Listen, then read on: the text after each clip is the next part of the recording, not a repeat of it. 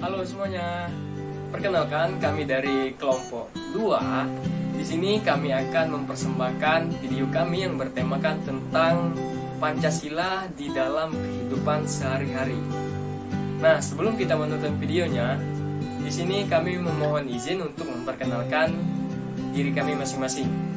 Perkenalkan, nama saya Eki Pratama dengan NIM 0805 138182 3074. Saya Hafina Muawanatul dengan NIM 0805 118181823091. Halo, nama saya Aning Puji Saputri dengan NIM 0805 1181 823001. Halo, saya Ariko Taragusri dengan NIM 0805 1181823018.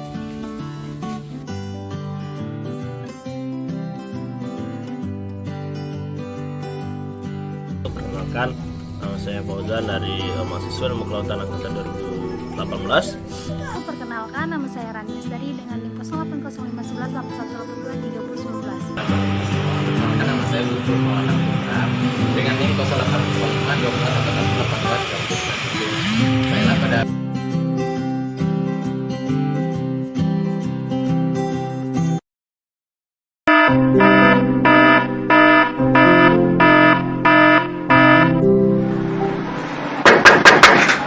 Alwi,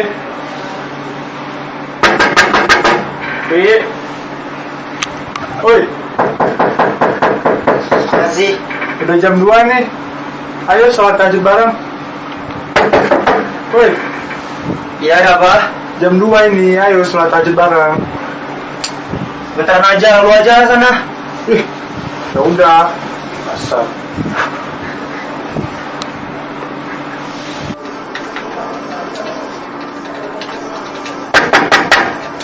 Alwi,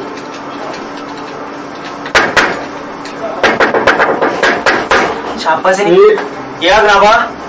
udah azan zuhur nih. Jamaah di masjid yuk. Bentar aja, di luar aja. Ya udah.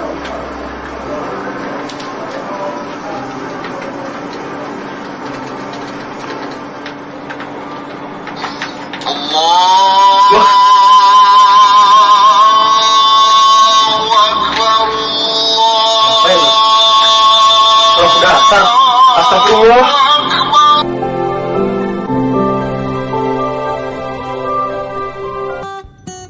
Sila kedua yang berbunyi kemanusiaan yang adil dan beradab. Berikut ini merupakan contoh dari penerapan sila kedua dalam kehidupan sehari-hari. Kita sebagai manusia merupakan makhluk ciptaan Tuhan yang memiliki derajat paling tinggi. Karena itu, kita harus mewujudkannya melalui sikap yang adil dan beradab, seperti menghargai, menghormati, dan mencintai satu sama lainnya.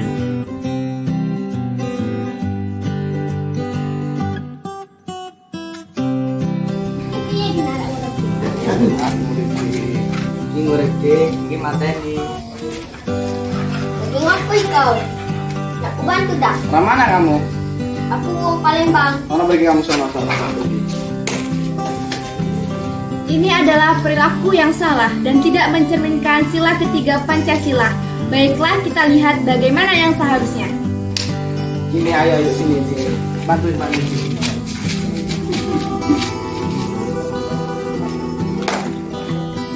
Nah, ini adalah perilaku yang sesuai dengan sila ketiga Pancasila, yaitu Persatuan Indonesia, di mana kita harus menghargai perbedaan suku, ras, dan agama, sehingga kita menjadi bersatu. Terima kasih. Jadi inti dari sila keempat ini yaitu kita harus bermusyawarah dalam untuk memutuskan suatu keputusan gitu.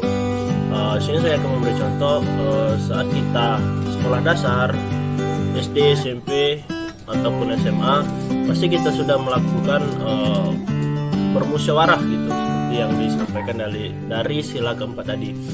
Contohnya saat kita pemilihan ketua kelas, ketua OSIS maupun ketua panitia lainnya. Apabila di kampus, terutama di ilmu kelautan sendiri, itu ada namanya MUBES, musyawarah besar. Itu untuk pemilihan ketua himpunan. Begitu juga di tingkat fakultas itu ada BEM, di tingkat universitas ada BEM Unsri. Jadi sebenarnya sila keempat ini sangat dekat dengan kehidupan kita dalam sehari-hari gitu. Selain di ruang lingkup sekolah, bangku perkuliahan, sila keempat ini juga kita gunakan dalam ajang 5 tahunan sekali di luar itu, seperti pemilihan kepala daerah, pemilihan presiden. Itu kan bermusyawarah gitu untuk mencari suatu keputusan. Dan selain hal-hal seperti itu, dalam kehidupan sehari-hari dapat kita temukan. Contohnya apabila saya dan teman saya ingin berkunjung ke suatu tempat, ada beberapa opsi nih, ada 3 misalnya, ke Ampera, ke KI, ke mana tuh, ke Kayu Agung misalnya. Nah, dari 3 ini kami bermusyawarah terlebih dahulu untuk mencapai kesepakatan. Seperti yang saya bilang di awal tadi, agar tidak terbebani pihak satu dan pihak kedua. Ya, misalnya saya menyepakati untuk pergi ke Kayu Agung dan ke Ampera, dan teman saya hanya ke Ampera dan ke KI. Jadi kami mencari solusi lah dari situ. Apabila mencapai kesepakatan, berarti yang artinya kami berdua sepakat dan tidak terbebani. Oke, mungkin itu saja ya inti dari sila keempat, mencari titik tengah, mencari kesepakatan dalam perseteruan dalam tanda kutip, agar tidak ada yang terbebani dari satu pihak dan 2 pihak lainnya. Mungkin itu saja yang dapat saya sampaikan. Nah, untuk mengetahui bagaimana selanjutnya, saya langsung saja. Di suatu ketika, di suatu tempat pengadilan, terjadilah penetapan hukum oleh hakim pada 2 kasus, yaitu kasus korupsi dana bansos yang dilakukan oleh seorang, dan kemudian kasus maling ayam. Dan juga saya sendiri sebagai pengamat politik harus siap-siap terlebih dahulu untuk menghadiri pengadilan teman saya tersebut pengadilan.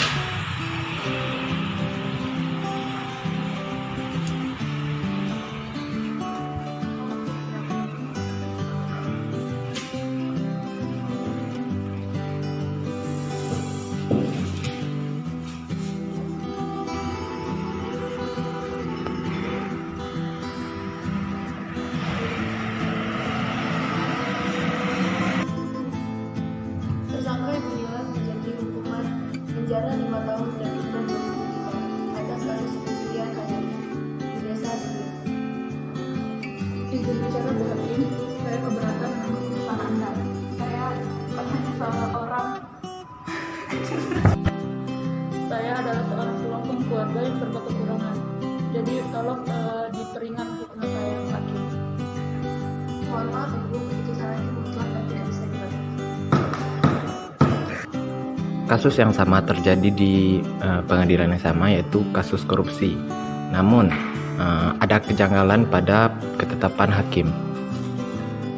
Tersangka Bapak Yadi dijatuhi hukuman penjara 2 tahun dan denda 100 juta atas kasus korupsi dana bantuan sosial. Ibu Hakim atas putusannya, masalah ini saya akan selesaikan dengan bantuan teman dan pengacara saya. Terima kasih.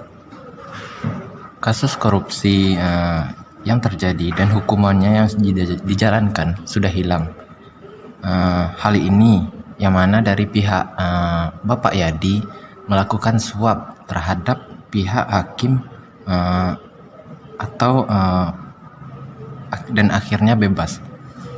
Sementara itu, kasus yang sama di pengadilan yang sama seperti kasus ibu yang maling ayam itu masih berlanjut.